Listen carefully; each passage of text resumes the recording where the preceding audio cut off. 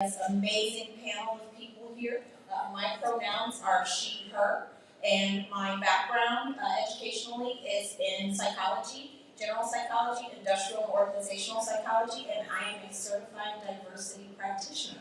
So now I'm going to kick it over to my panelists and let everyone take a few moments to tell you about themselves. Please, go ahead. Good afternoon, everybody. My name is Sunnie Jones. I'm from Prince George's County, Maryland. I'm 25 years old. 26, sorry, my birthday is past. My pronouns are he, him. I am currently a senior software engineer at MSTI based out of Fairfax, Virginia. I also have a couple of small businesses that I do on the side, and I am a new best-selling author.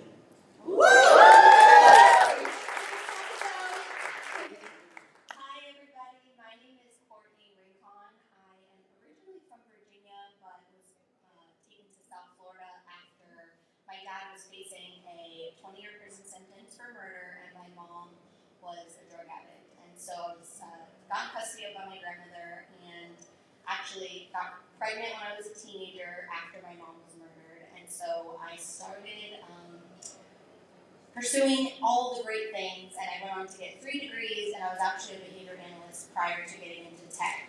And now I do consulting full-time and help other behavior analysts get into tech. Good afternoon, everyone. My name is José Niño Guzman. My pronouns are he, him. I'm based out of Santa Barbara, California, and very, very privileged and happy to be here with all of you. What I do, my background is in recruiting, so I've been in recruiting for the past 5 years.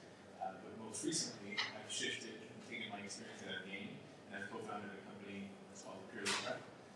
In it, we're building a community of tools and resources to address some of the inequities faced by early career professionals, particularly from backgrounds like ours. So, very excited about what we're building there. Excited to be a part of today's conversation. Thank you.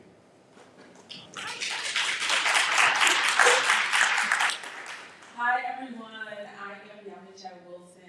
I am the proud founder and lead servant at Black Sisters in STEM, where we are building the largest talent marketplace of Black Gen Z women going into STEM-based careers. I'm originally from Jersey, all the way through Ghana, West Africa. So the Afrobeats was for me, clearly. And so, yes, I guess I'm also 26, UVA grad as well, and now in New York.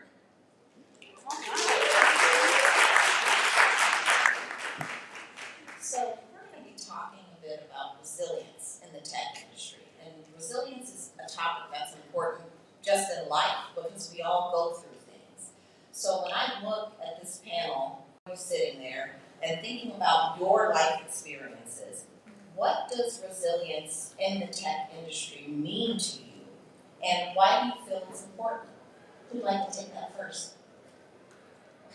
I'll take it.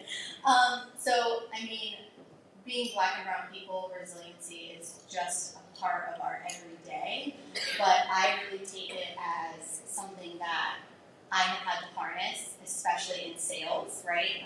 I do tech sales, I'm developing an app, and it's something that all kinds of things come up, and you're really challenged to quit. But resiliency in tech is creativity, it's curiosity, it's patience, and it's passion. And you have to have all of those things, especially in tech, because it's changing rapidly. For me, it's being bulletproof. That's because we have to be ready for the highs and lows. And I think right now we're seeing a lot of lows, and people get into tech for money, right?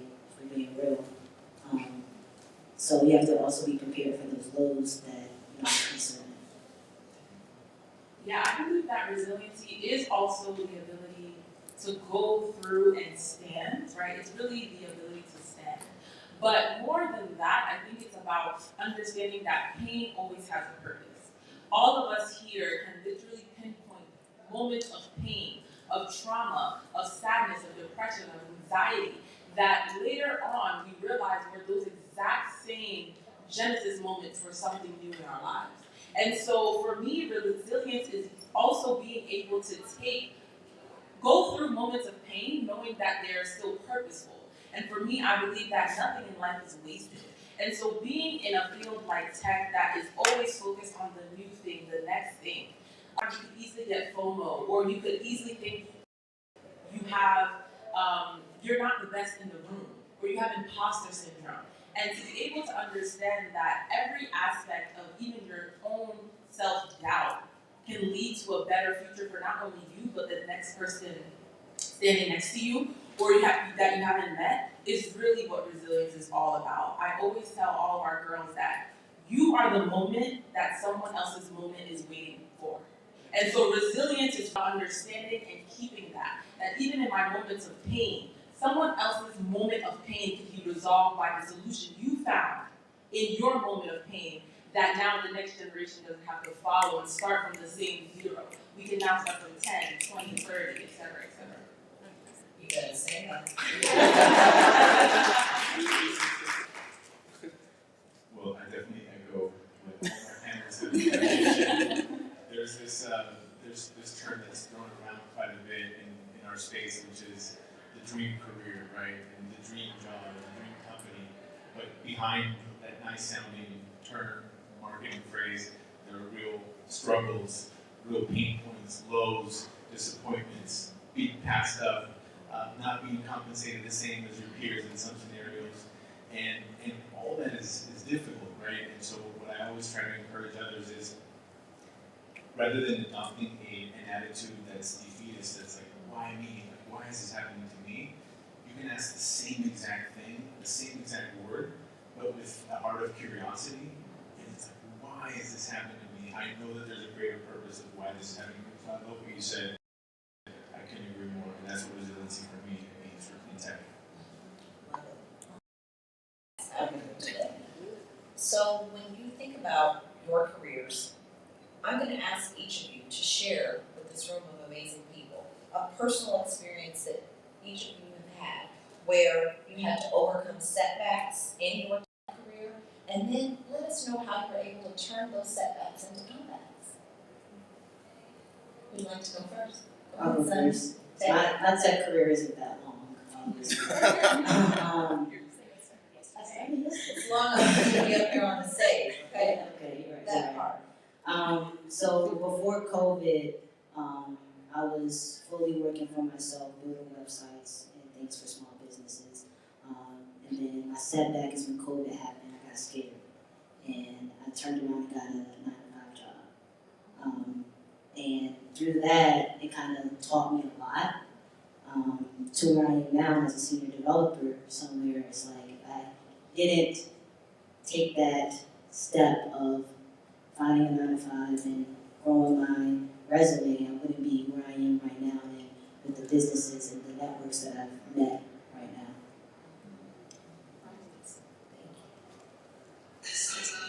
Okay, so I took my behavior analyst board exams 9 times over a 2-year period, and I couldn't pass. I was 3 points away, and that is what ended up driving me to tech, right? So I was so excited. I got hired in 2022. I was at Dun & Bradstreet, like, ooh, killing it, C-suite mentorship, ooh, I'm about to go high, baby. And at the same time, I got an opportunity to work with R&B artist Money Long Consulting. And so a few months later, I was laid off from Dun & Bradstreet, and I took full advantage of that moment. And then that also sparked the Missing Piece app, which is an app for families who have children on the autism spectrum. So none of that would have happened if I wouldn't have failed the 9 times, but also if I wouldn't have been laid off at Dun & Bradstreet, I wouldn't have had the capacity. So I just encourage everyone here, if you're in a moment and you feel like, how is this going to go forward? That is where the magic happens. So enjoy that moment and use it to fuel you to get farther along in where you're trying to go. Love it. I've got several setbacks. The one that's most recent in my mind, it just happened about 6 months ago. I was at Meta and having the conversations that I was having despite the macroeconomic outlook, despite some of the headlines, was that I was in line for a promotion at the beginning of this this year.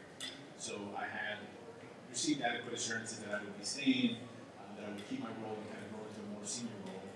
And then, as some of you may have heard, about 4:35 a.m. in the morning, I get that email along with 70% of my team that were being dismissed. And it took, I would say, a few days to process those nasty emotions of shock, anger, disappointment. I knew that if I kept them inside, they would be destructive. If I let them out as is, they would be destructive to my growth. So I had to wrestle with all of that first, the next step. And I love what you said, Kourtney. I couldn't agree with you more in terms of, I look at, if I took 2 steps back, 3 steps back, financially, professionally, then it is incumbent upon me to make sure that my steps forward are at least 5, 10x, whatever I went back. So that's my mindset. And as soon as I got to the point where I could execute on that, my future changed, and now I'm grateful for that happening to me, despite how challenging it was on that specific day, and probably for that specific month. So that was my setback. We have Meta here, we also have Google here. So before I was an entrepreneur, I was working at Google. And there's a very famous, I think it was on Wall Street Journal article about Black women in the workplace, that you are seen as like great until they see you as a threat. And so that's exactly my Google experience. When I came to Google, people were so happy. I was the only Black woman on my team. I was the only Black person on my team. And at first it was like something to celebrate. But then my ability became a threat to my manager. There was too many senior management wanting to talk to me. There was too many senior management wanting to mentor me. She was upset that the CMO of Google wanted to have mentorship sessions with me and I didn't tell her about it. And so all of these things, little things, became threats to her. And she started to treat me and thus place my performance below level or below standard. Meanwhile, everyone knew on that team, I was literally not only doing my own work and doing it excellently, I was training a lot of the people who were like my peers.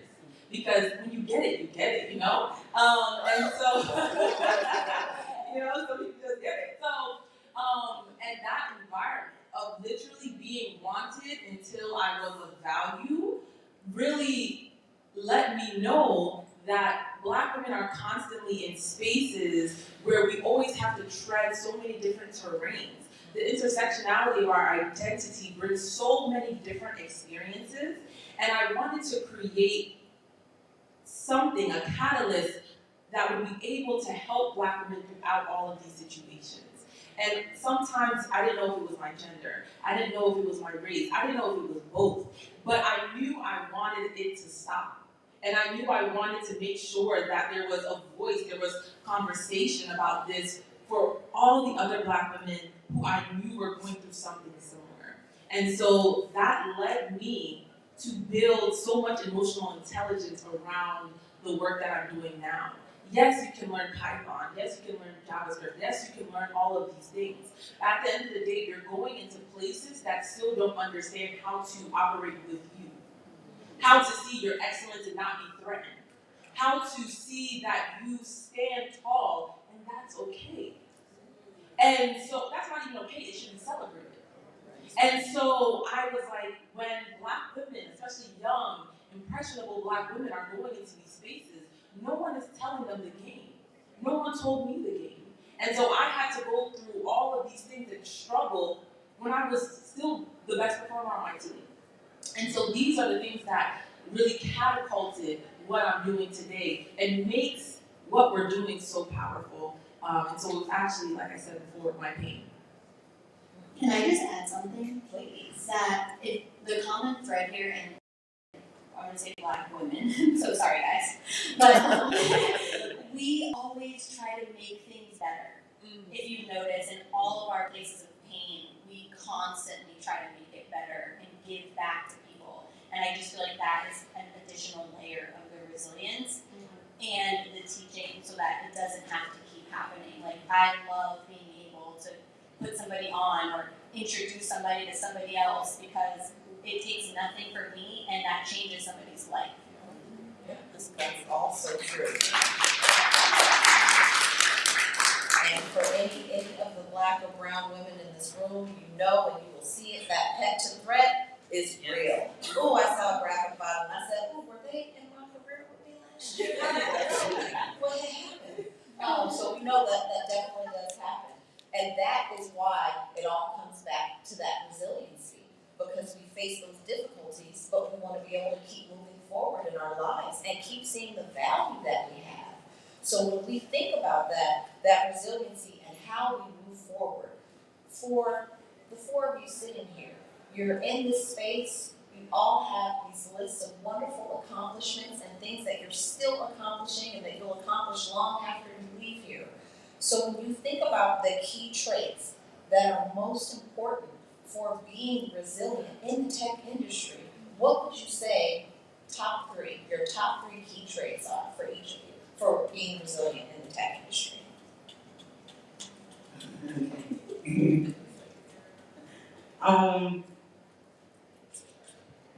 My top one would be to be untouchable.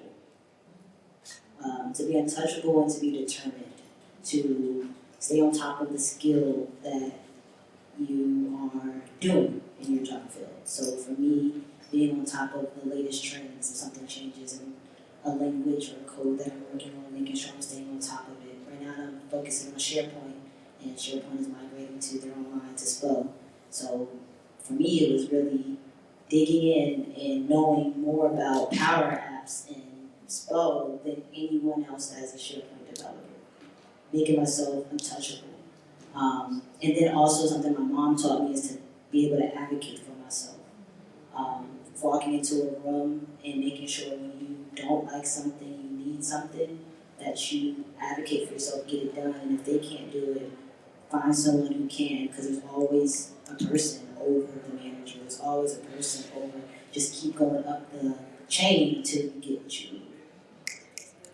I'm going to come right in after this, because advocate for yourself. For anybody who's in sales in here, also is another form of never taking no for an answer.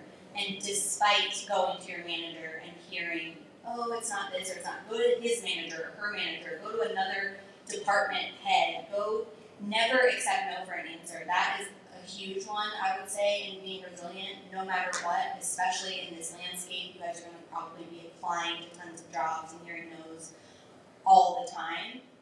It's God's redirection, okay? So that is huge, but also upskilling. Upskilling, learning new things, asking to take on projects, and also saying no. Don't be afraid to say no to things. Like, no, I can't do that unless you're gonna pay me to do that, okay? Or it's a real investment in yourself. So that would definitely be something I would say. Three key characteristics. I don't know if I got three, but I got at least one or two. I've always tried to encourage others that there are enough external barriers as it is. Let us, myself individually, not be an additional barrier. I don't want to get in my way. I don't want to get in my own way of my growth, of my development, and buying into these limitations that are imposed upon us or conceived out of thin air. And then I adhere to them as if there has some validity. So let me get out of my own way first, not adopt any of those things, and let me operate according to the manner in which I know that I can, which I am an equal, an asset as any one of my peers. And so that's my one. I don't have three. Sorry. That was really one. My three is number one, hope. Always have hope. I really believe in the concept of being like a prisoner of hope. There is this quote that they said, no startup fails. The entrepreneur or the founder just gave up. So nothing can fail that you never give up on. Like times and seasons happen to everybody. Someone over the course of time with your discipline is going to catch on. It's going to listen. It's going to invest. It's going to give you that job. Become a prisoner of hope. Number two, Discipline. So back to what everyone was saying, discipline in your own personal advancement. When you become so valuable, rooms open up for you, doors open up for you because they need it. Like one thing that I learned is that fruit trees never ask to be picked. We pick them because we see the value of the fruit and we want it. When you get to a point of speed,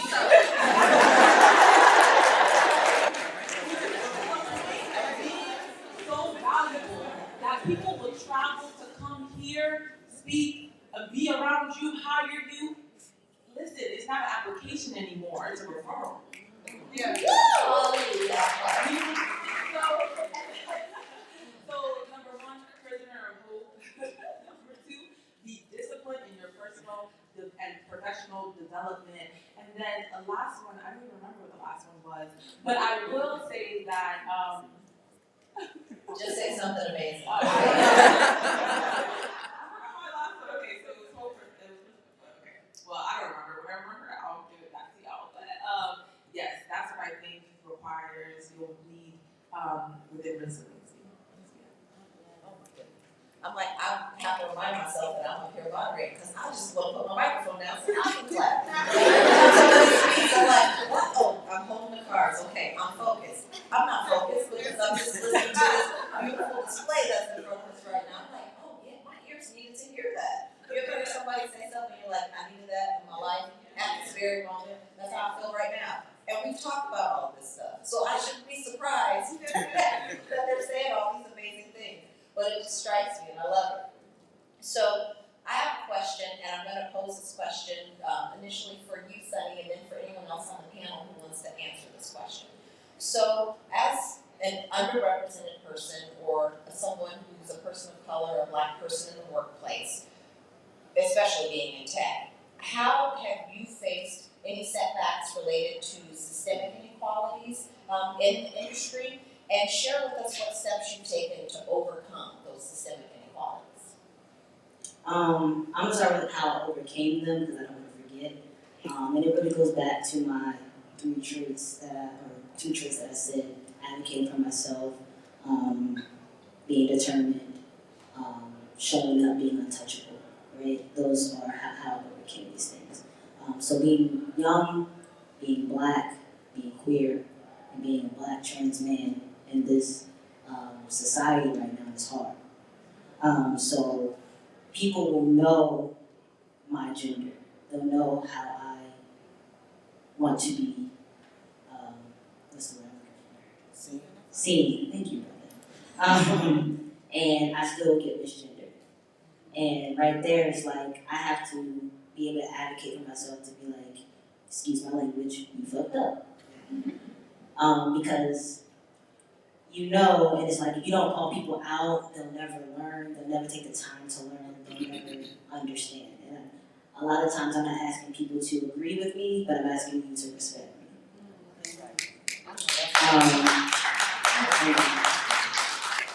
And the other one, like I said, being young, I get a lot of the times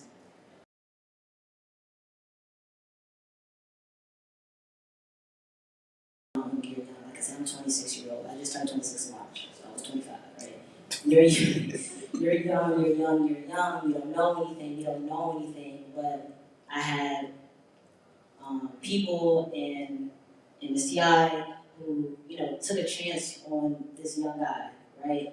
Because they didn't look at my age, my gender, my color as a barrier. They understood that I knew my work and what I was talking about. I knew what I was talking about, basically, right? And I was able to show my work and get to where I am and overcome all of that today.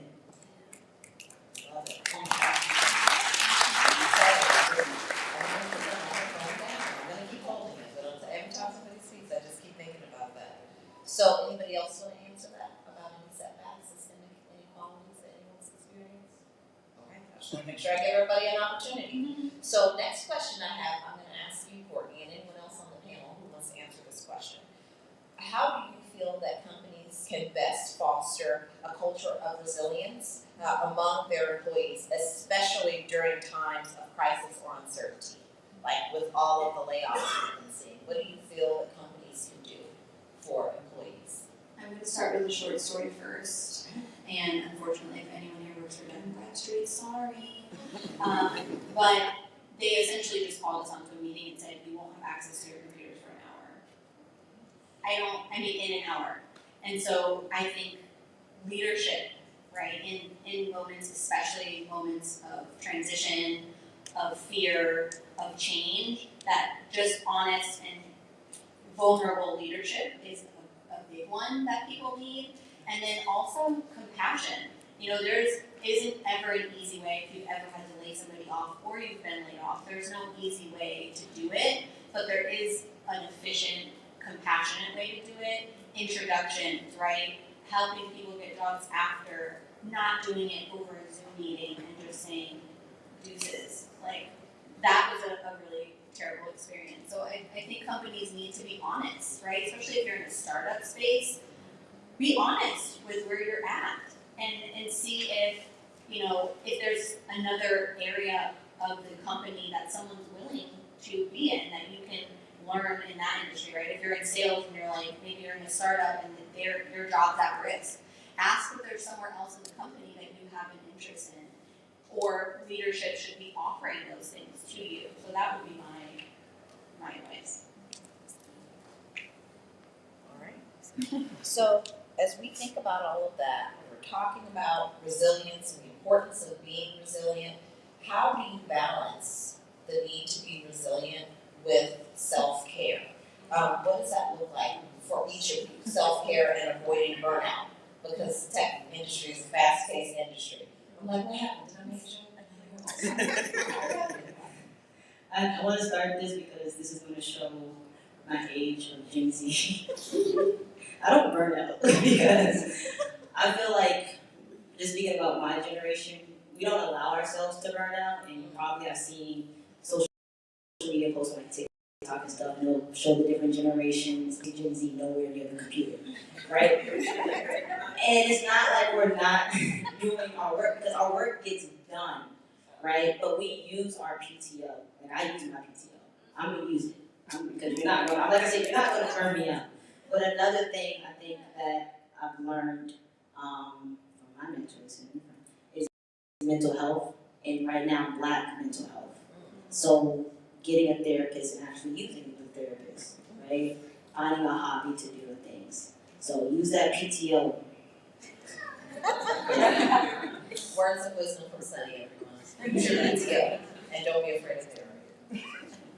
I mean, therapy is everything.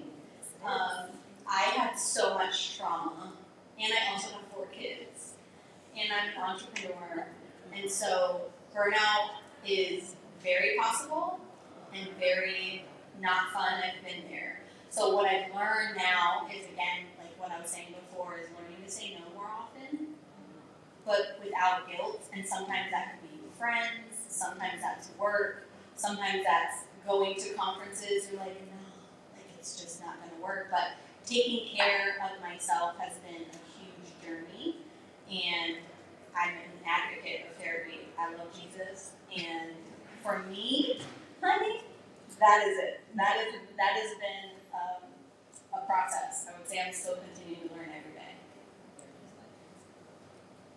Funny enough, my clique and I were talking about this right before, my newfound clique, that I think a lot of us do not ask ourselves this question that my mentor asked me, that I had no answer for when she asked me this.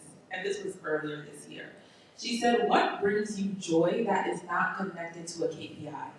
And I said, oh, ma'am, I don't have an answer for you. Because for so long, I was like, okay, we just got this grant, we got this, we're in this accelerator, we just got another client, we have, 100 new women just joining us.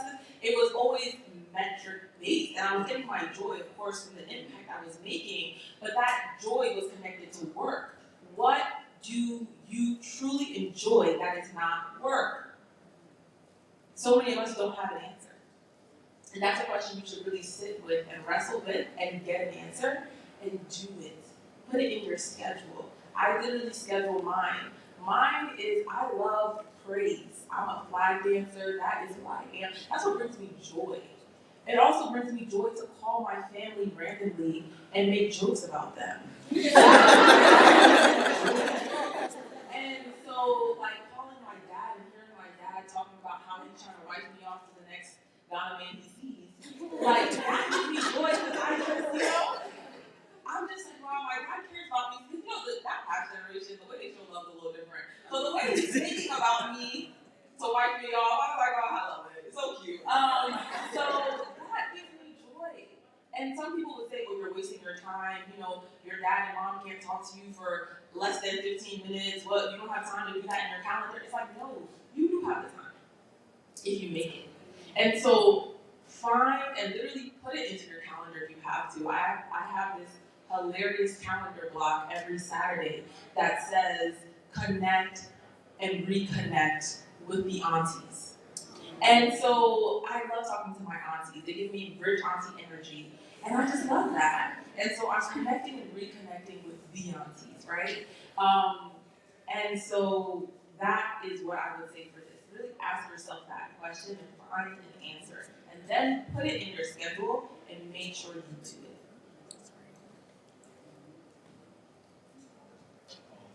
I'll add a little bit to this as well. And I think the way the question is framed, it almost feels like there's a contrast or friction between self-care and resilience. I think they go hand in hand, and they need to complement one another. And what that looked like for me as a father to an 18-month-old, as someone who returned to finish a bachelor's degree, because like you with your family, my family would not let it go. They're like, you better get back and get your degree. So I am a professional. Last year when I joined Meta, I was taking online courses, taking care of my son, and after I did onboarding, I sat with my hiring manager and I said, "You've established my goals.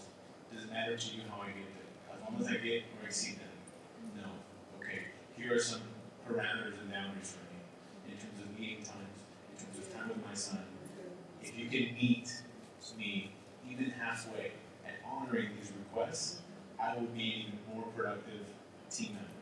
Can you work with me in that capacity? What's he gonna say? Of course, like you have me at you're gonna meet or exceed your goals. How do you get there? I trust you. You're a professional. That's why we hired you. But I think front-loading the expectations and setting your own personal boundaries is key. So that way you're not playing reactively and saying, okay, yes, I'll be available for that meeting, and yes, I'll, do something that doesn't really honor what's most important to you. That's what I would add.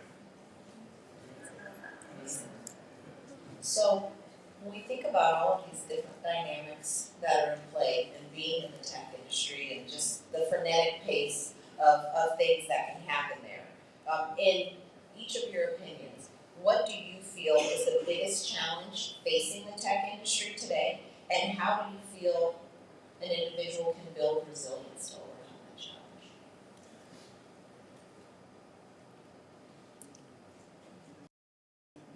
Okay. Yeah. We can ask next week. We were those kids. No, we're adults, I promise, or something adult adjacent. I want to say adult, I'm an adult. I'm not an adult. I'm a half adult. I just got health insurance on my own. That's an accomplishment. $70 coming out of my check. I'm sorry. I think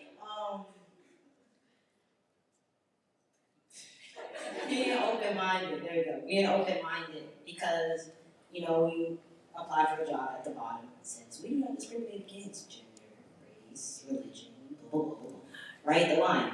So I think what's going to change that is for people to be open-minded on those things, and if the person can get the work done, which you need done correctly, is able to have real hardcore skill sets, communication, leadership, right?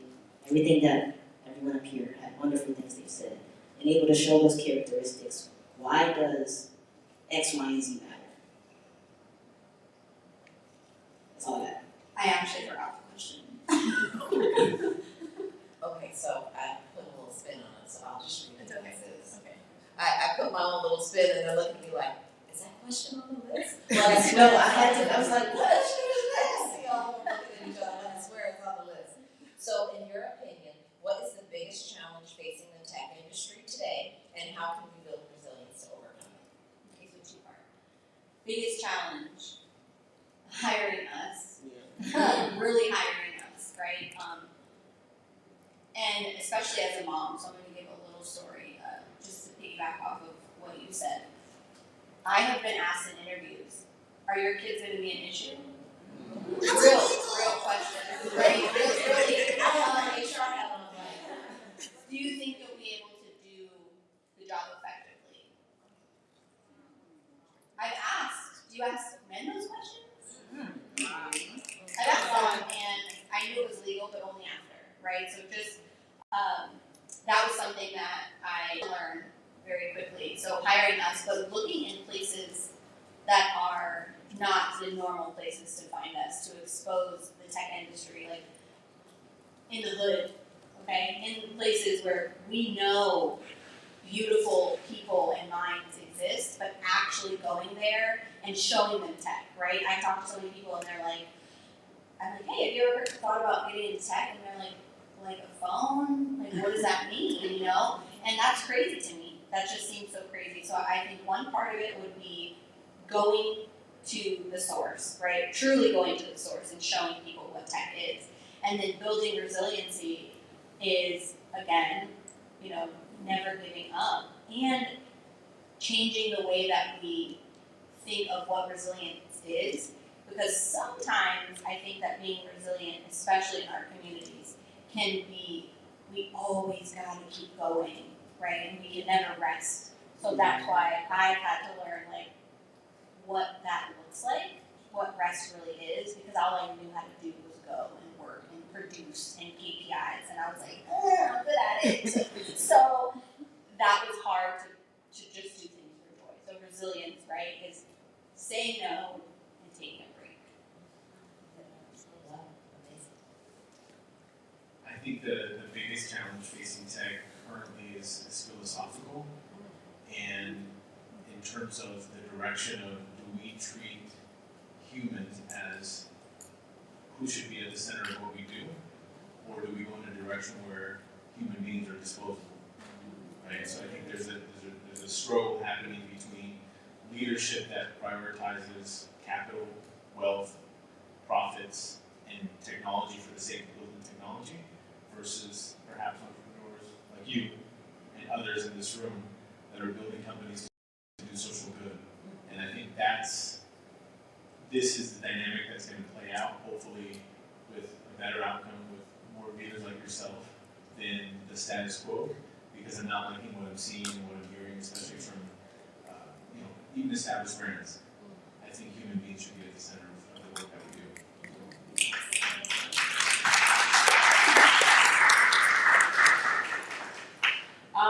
For me, I didn't want to say this answer because I was like, oh, it's going to sound like I'm beating a dead horse, but it's just the truth of the matter. The fastest growing workforce population, that demographic, is Black women and men. Yes. Specifically coming from the continent of Africa. We have an ability in the next 20 to 30 years to not just join Meta and Google, to build Meta and Google. Yes. And do it in a way that it's Black owned, Black led, Black inclusive, et cetera, et cetera.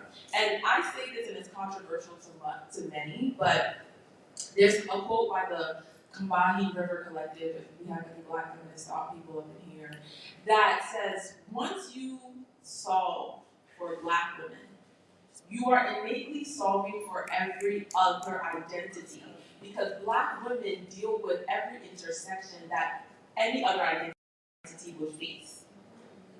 And it's about Black women who are trans, Black women who are queer, Black women who are facing sexism, racism. Once you solve for Black women, you are touching so many people that literally society will be better. This is not a philosophical thing. This is a very research, scientific, and economical-based thing. And so if we really want to shift even America as a country, America is going to be behind other countries if they don't really tap into the diversity of their population and the diversity of thought and the diversity of invention and innovation that all those populations bring. And so for me, the biggest problem facing the tech industry is still the inability for them to understand, for them to deep, as we like to say, the fact that bringing people of color, women, into your firm is not a CSR issue. It's an issue of the future of your firm and your bottom line. And so we are now seeing it where a lot of big tech companies, they're creating offices on the continent like crazy. Google has made like 4 offices in the last 2 years on the continent of Africa because they know what's coming. They know where the human capital is coming from. They are trying to get ahead of it. But before them, guess who has been ahead of it? China. China's been in Africa for like 5 years. If you go to Ghana now, the amount of Ghanaian Chinese people you'll meet, you'll be surprised. You understand what I'm saying? So, you'll be surprised. So, we need to get ahead of this because at the end of the day, the numbers aren't lying. And so, where our human capital fuels everything. It's humans who bring the innovation of the future of tomorrow. And so we're literally leaving so many people on the wayside because of color, because of race, because of gender. It should be a joke to us by now. That we think that your gender, your race, your color has any predictability on your creativity and your innovation and your ability to take the world to the next place. Because history doesn't show that. And so what is the belief that even fuels that outside of very foolish things like hatred? So we need to get to the point where DE&I is even, it's not DE&I. It's listen, where do you want to be in the future? Do you still want to be the company running things? If so, let's get with the program. Period.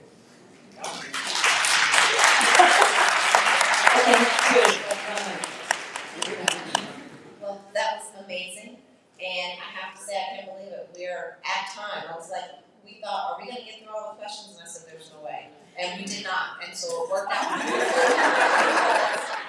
It worked out beautifully because the conversation just ran so smoothly and organically. And I just want to take a moment to thank these amazing panelists right here.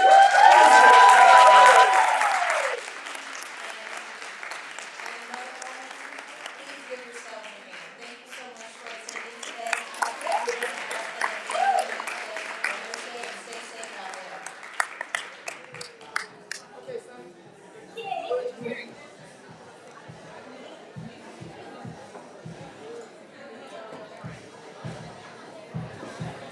Everyone, this last panel